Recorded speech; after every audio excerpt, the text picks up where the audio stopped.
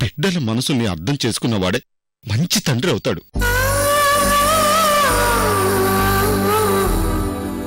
నేను ఏ రోజు ఒక మంచి తండ్రిగా ఉండలేకపోయాను.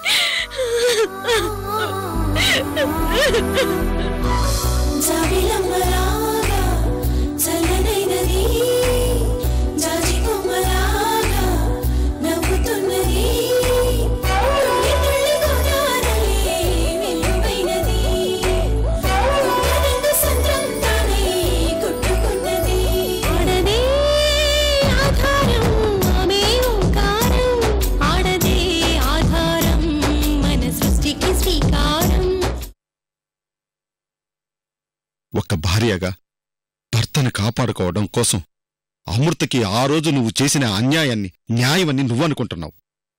ఈరోజు తండ్రిగా నా బిడ్డకు నేను చేసింది న్యాయమే అని నేను నమ్ముతున్నాను.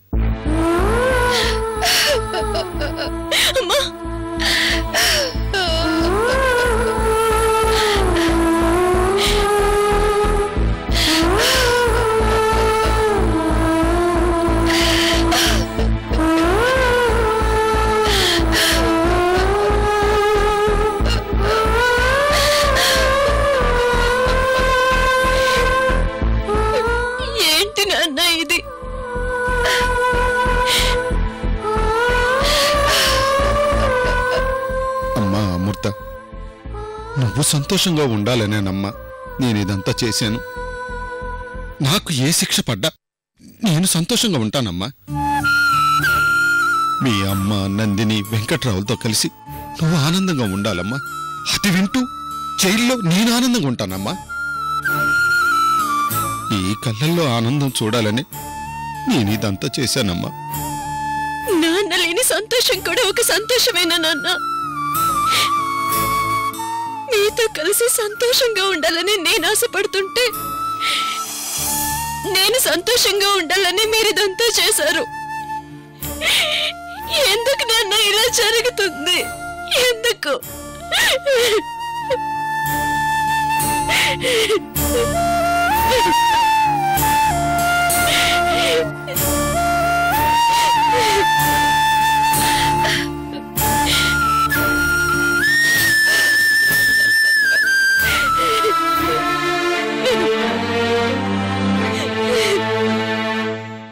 మీకోసం, మీతో కలిసి ఉండడం కోసం ఎన్నో కలలు కంటూ బతుకుతున్నాను కదా నాన్న. ఈ కల ఈ జన్మకు నెరవేరదా నాన్న?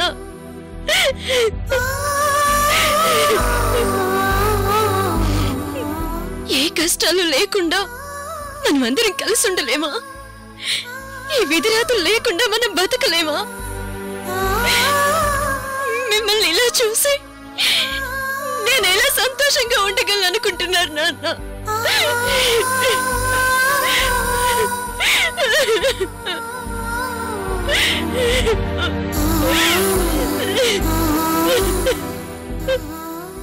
నీ సంతోషం కోసమే ఇదంతా చేశాను కానీ నువ్వు ఇలా ఏడుస్తుంటే చూడ్డానికి కాదమ్మా.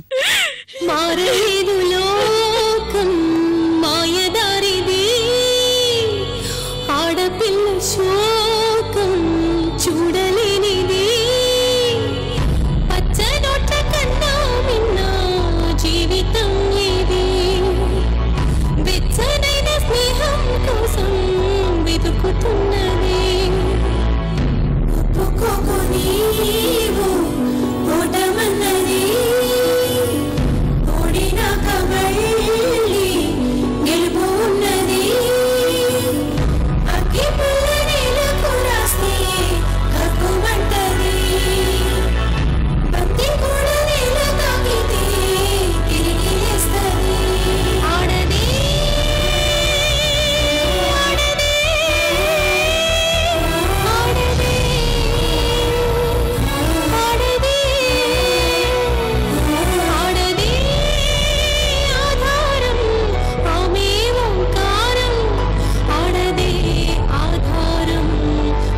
సృష్టికి శ్రీకారం ఆడదే ఆధారం, ఆమె ఓంకారం. ఆడదే ఆధారం మన సృష్టికి శ్రీకారం.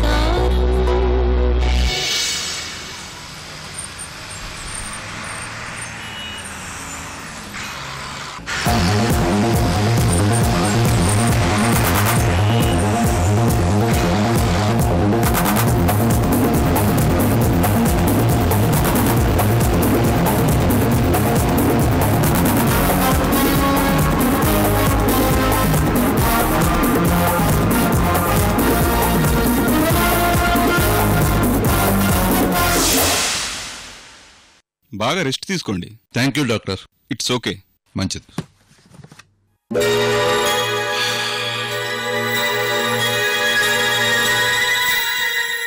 అమ్మ రవలి, నేను ఈరోజే రాజమండ్రి వెళ్ళి వికాస్ గురించి పూర్తి వివరాలు తెలుసుకుంటా.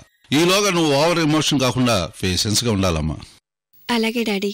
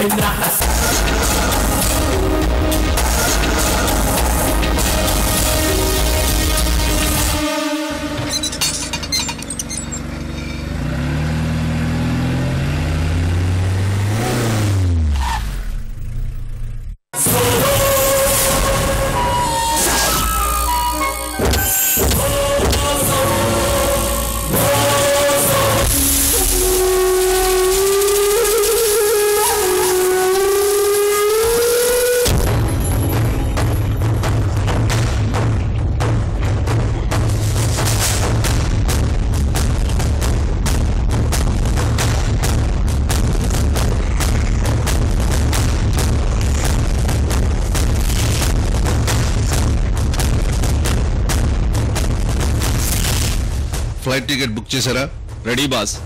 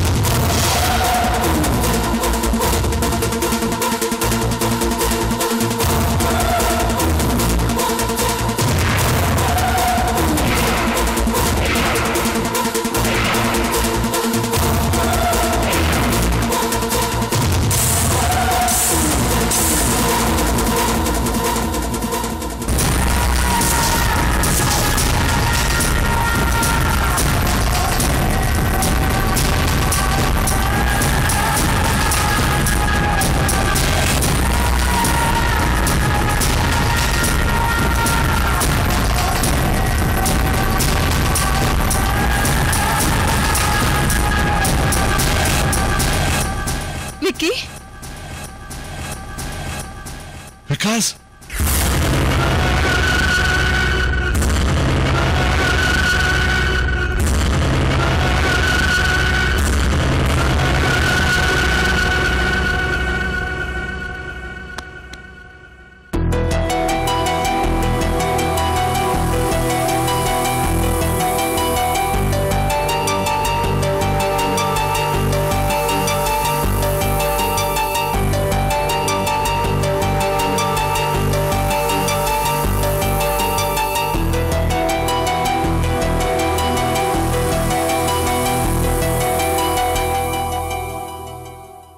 అంకుల్, మనవాళ్ళు రాత్రి బాంబులు పెడుతుంటే అమృత మనుషులు చూసేశారు.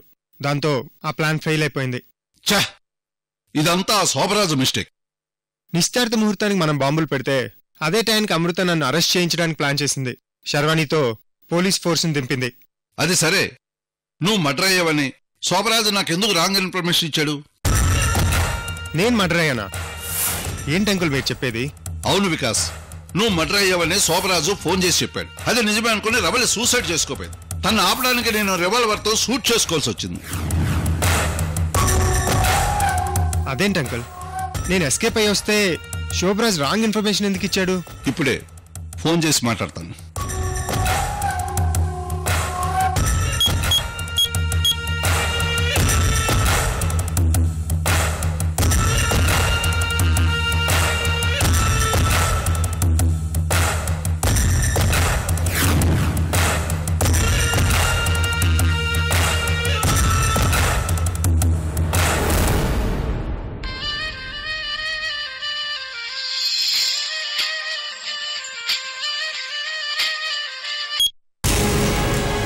బాస్, రే యూస్లెస్ ఫెలో, వికాస్ మర్డర్ అయ్యాడని చెప్పావు, తను ఇప్పుడే ఇంటికి వచ్చాడ్రా. నిజమా బాస్? ఒక్కసారి నువ్వే మాట్లాడు. అలాగే బాస్. మాట్లాడు. హలో వికాస్ గారు? ఏం శోభరాజ్, నేను మర్డర్ అవడం ఏంటి? సార్, మీరు మర్డర్ అయ్యారని జనాలు అనుకుంటుంటే అదే విషయం ఫోన్ చేసి బాస్కి చెప్పాను. You are wrong Sobhraj. నేను తోటలో పోలీసుల నుంచి ఎస్కేప్ అయ్యేటప్పుడు ఆ చేజ్లో నా ఫోన్ ఎక్కడో పడిపోయింది, అందుకే నీకు ఫోన్ చేయలేకపోయాను. ఏంటి సార్, నాకేం అర్థం కావట్లేదు. వికాస్ ఫోన్ లేవు. శోభరాజ్ బాస్, అది సరే, విజయవర్మ మర్డర్ అయ్యాడని జనాలంటే విని నాకు ఫోన్ చేశావు. నువ్వు వెంటనే బొబ్బర్లంక వెళ్ళి అక్కడ ఏం జరిగింది, ఎవరు మర్డర్ అయ్యారు అన్ని వివరాలు కనుక్కుని నాకు వెంటనే ఫోన్ చేయి. అలాగే బాస్. వికాస్, నువ్వు ఎలాగైతేనే అమృత పద్మవ్యూహం నుంచి బయటపడ్డావు. ఇక పగ ప్రతీకారము వదిలే. అమృత గురించి నువ్వేం ఆలోచించకు, అవన్నీ నేను చూసుకుంటా. ఇంకొక గంటలో నీకు రవలికి ఎంగేజ్మెంట్. వెళ్ళి రెడీ అవ్వండి.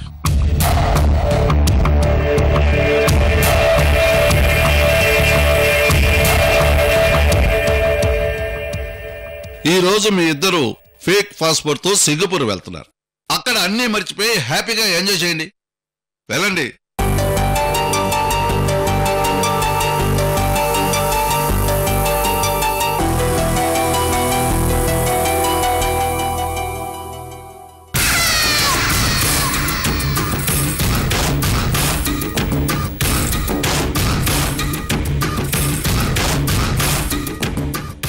వికాసు సేఫ్గా బ్రతికొస్తే విజయవర్మ మర్డర్ అయ్యాడని శోభరాజు ఎందుకు చెప్పాడు? అసలు మర్డర్ అయింది ఎవరు?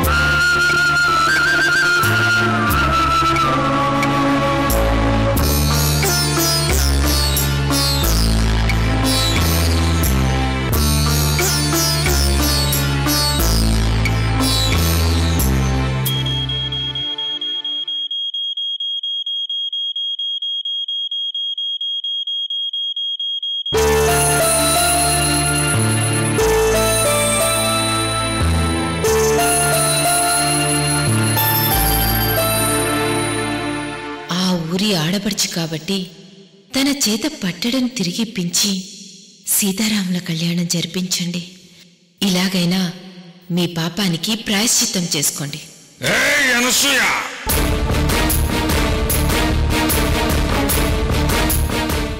మీరు చేసిన పాపం మీ లోకానికి తెలియకపోవచ్చు, కానీ భగవంతుడు అన్నీ చూస్తూ ఉంటాడండి. ఎప్పుడు ఏది ఎలా చేయాలో ఆయనకి బాగా తెలుసు. ఏదో ఒక రోజు తప్పు చేశాను అనసూయ అని మీరు బాధపడే రోజు వస్తుంది.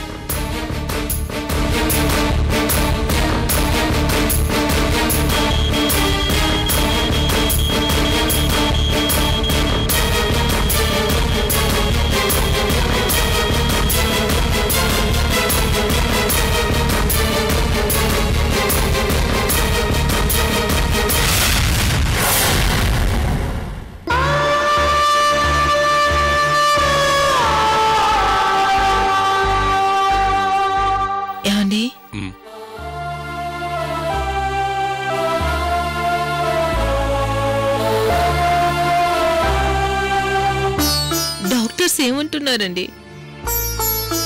ఇంకా సేపట్లో చెప్తామన్నారు అనసూయ. ఏ పాపం తెలియని మన విజయ్కి ఎందుకు ఇలా జరిగిందండి?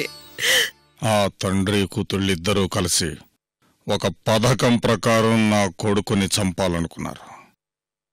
వదిలిపెట్టను అనసూయ, వదిలిపెట్టను. ముందు మన విజయ్ క్షేమంగా ఉన్నాడని డాక్టర్లను ఒక్క మాట చెప్పని, అప్పుడు నా బిడ్డ చావును చూడాలనుకున్న కృష్ణమూర్తి అంతం చూస్తాను. ఏమండి, మన విజయ్ పరిస్థితికి కారణం కృష్ణమూర్తి కాదండి, మీరు. అనసూయ, ఏం మాట్లాడుతున్నావు? అవును, పట్టణ పాపం తగిలి మన విజయ్కి ఇలా జరిగిందండి.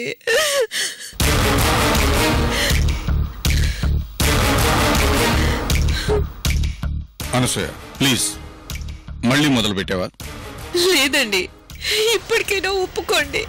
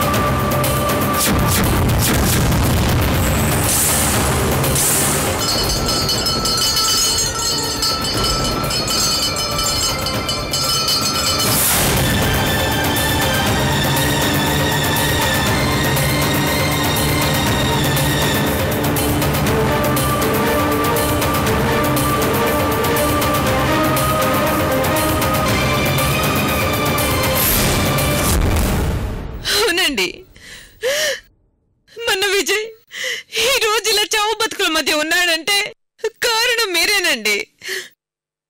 జనకముకు తిరిగి ఇవ్వాల్సిన పట్టడను మీరివ్వలేదు. పట్టడను మన ఇంటికి తీసుకొచ్చిన వారం రోజుల్లోనే మీ స్నేహితుడు మన ఇంటికి వచ్చి అప్పులన్నీ తీర్చాడు. అది పట్టడ మహత్యం. దాంతో మన కష్టాలన్నీ తీరిపోయాయి. ఆ రోజే మీరు పట్టడను తిరిగివ్వాల్సింది. కాని మీరు మాట తప్పారు. జానకమ్మను మోసం చేశారు.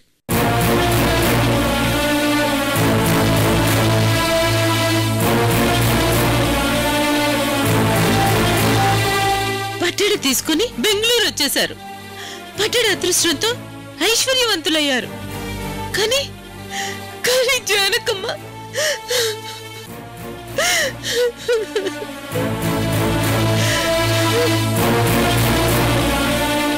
జానకమ్మ పట్టడం మీకిచ్చానన్న నిజం చెప్పలేక కుమిలి కుమిలి ఏడ్చి చివరికి అనాథలా చనిపోయింది. అంటే ఒక చావుకి కారణం మీరు.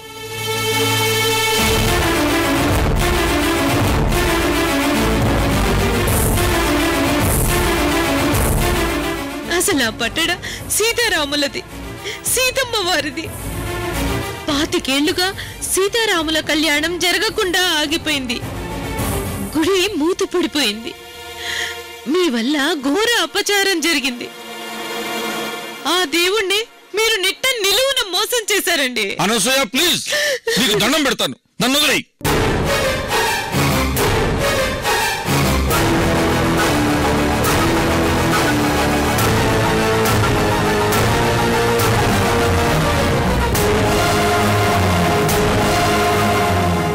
ఇప్పటికైనా మీలో పశ్చాత్తాపం కలగడం లేదా? అనసూయ, అనసూయ విజయ్కేం కాదు, వాడు క్షేమంగా ఉంటాడు. ఎన్ని కోట్లు ఖర్చైనా వాడిని నేను బతికించుకుంటాను. అంతేకాని నేనేదో పాపం చేశానని, దానివల్ల ఇలా ఏందని ఫూలిష్గా మాట్లాడుకో. నేను ఇలాంటివి అప్పుడు ఇప్పుడు ఎప్పుడూ నమ్మను. 25 ఏళ్లుగా రోజు చెప్తూ వచ్చాను, మీరు వినలేదు. కానీ ఈ రోజు మన అబ్బాయి చావు బతుకుల మధ్య ఉన్నాడండి. ఈ రోజైనా నా మాట విని పశ్చాత్తాపపడండి.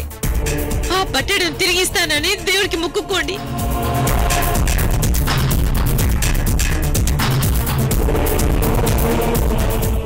ఇప్పుడు మనకు కావాల్సింది పట్టెడు కాదండి, కొడుకండి. ఆ కొడుకు కోసమైనా పట్టెను ఇస్తానని దేవుణ్ణి వేడుకోండి. మన విజయ్ బతుకుతాడండి.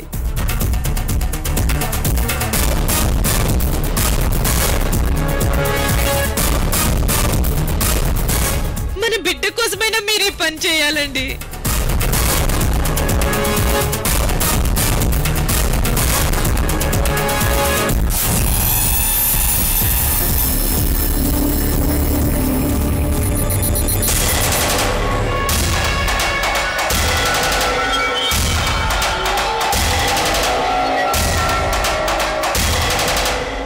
ఏమండి, సీతారాముల గుడికి వెళ్లి పశ్చాత్తాపడవలసిన అవసరం లేదండి. ఇదిగో ఈ దేవుడి ముందైనా తల వంచండి. పట్టడిని తిరిగిస్తానని చెప్పండి. మన బాబు ఖచ్చితంగా బతుకుతాడు.